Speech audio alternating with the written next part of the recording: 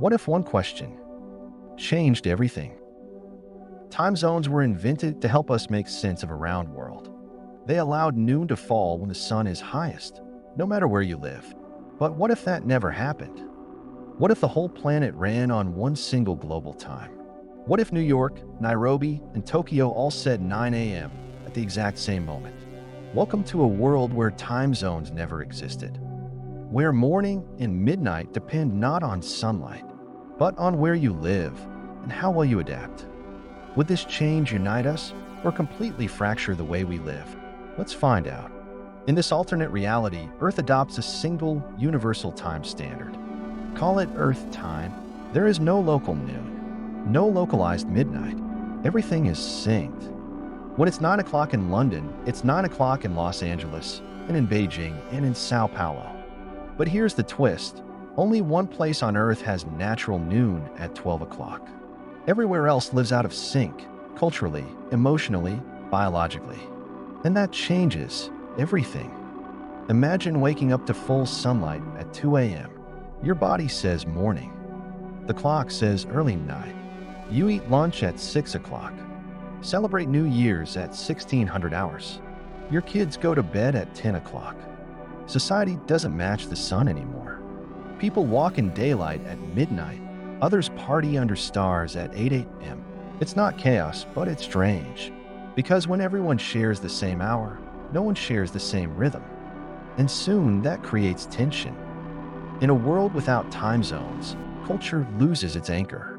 Morning means different things to different regions. In Sweden, church bells ring at 1400 hours. In Thailand, sunrise yoga begins at 1:30. Night shift becomes meaningless. Everyone is on their own schedule. Jet lag disappears, but psychological dissonance grows. Birthdays, holidays, anniversaries, they all happen at weird hours. Time becomes untethered, and people start asking, what is time if it no longer reflects the sky? The biggest disruption comes to work. Global companies love it. No need to calculate meetings across time zones. Everything is coordinated. But local life suffers. A chef in California works a 9 to 5 that happens entirely at night. School in Brazil starts at 1800 hours. Hospitals in Australia run peak shifts at 2 o'clock. People sleep during daylight and wake up to darkness. Circadian rhythms are shattered. Productivity fluctuates. Health suffers. Mental fatigue rises. And still, society pushes forward. Because time, they say, is now equal. But is it really? Humans evolved with the sun. Our hormones, our focus, our emotions, all tied to light and dark. But with universal time, we ignore the sun. Melatonin misfires. Sleep disorders spike. People feel unmoored, like the clock no longer tells them who they are. Sleep studies become a global obsession. Doctors prescribe light schedules like medication. People buy artificial skylights that match the old rhythms, because while clocks moved on, our biology didn't. Time is more than coordination. It's culture. Festivals, prayers, meals, migrations, all sync to sunrise, harvest, equinox, and nightfall. But when one global time dominates, local time dissolves. Communities lose their rituals. Villages are forced to adjust for efficiency. Generations argue. You can't dance at dawn, but that's when everyone's free now. Slowly, traditions fade. And as the global clock ticks on, Earth's cultural timekeepers go silent. A new elite emerges. The global class. They thrive in sync time.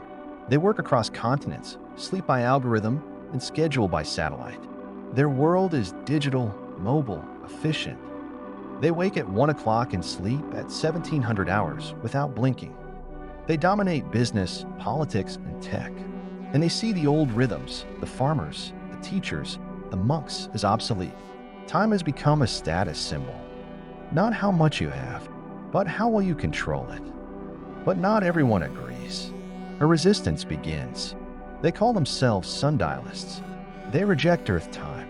They wear local watches, eat by the sun, celebrate when the moon rises. They demand temporal sovereignty. Their message, time is not a number. It's a feeling. And as the global clock tightens, So does their movement. Some cities revert to local time. Some go hybrid, Earth time for commerce, local time for life. Time wars begin. And the question becomes, can one planet share one clock without losing itself? For many, Earth time is a miracle. No confusion, no math, no missed meetings. Flights never require conversion. Global events happen once for all. Space launches, science experiments, diplomacy. Earth time fuels progress. Calendars simplify. Business expands. Education globalizes. A child in Kenya and a CEO in Germany say good morning at the same time and mean it. The clock becomes a universal language. And in a fractured world, that kind of unity feels priceless. But something is lost. The sun no longer tells us time. The stars no longer tell us when to sleep. Our ancestors used the heavens. Now we use code. A child asks, why does 12 o'clock look like midnight? And no one knows how to answer. Because in a world without time zones, we gain synchronization, but lost orientation. We run faster, but we no longer know when we are. Eventually, balance returns. People adopt multi-time living. One clock for work, one for community, one for body. Apps track sunlight. Devices simulate dusk. Communities reclaim seasonal rhythm. Time becomes layered, not singular. And for the first time, people don't just ask, what time is it? They ask, which time do you mean? And in that question lies freedom. Now imagine you were born in this world. You've never known time zones. You've never had jet lag, but you've also never known noon to mean sunshine or midnight to mean quiet. Would you miss what you never had? Or would you embrace a life where time is what you make of it? Would you crave sunlight or accept convenience? Would you adapt or resist? Because in a world without time zones, time is no longer imposed. It's designed by you. So what if time zones never existed? We'd all wake up together. We'd all work together. We'd all live alone in sync. We'd gain efficiency, but lose something primal. We'd build a system that serves the world, but not always the soul. And we'd remember, time isn't just a number. It's a rhythm, a culture, a mirror.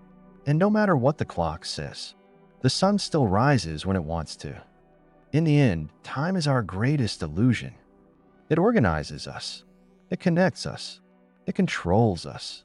But in a world that shares one clock, maybe the greatest freedom is remembering we can still choose when to live. Stay curious. Time's not running out. It's just waiting out for your direction. If you enjoyed this video, give it a like, subscribe for more, and hit the bell so you never miss a thought experiment. Until next time, what if your best ideas are yet to come?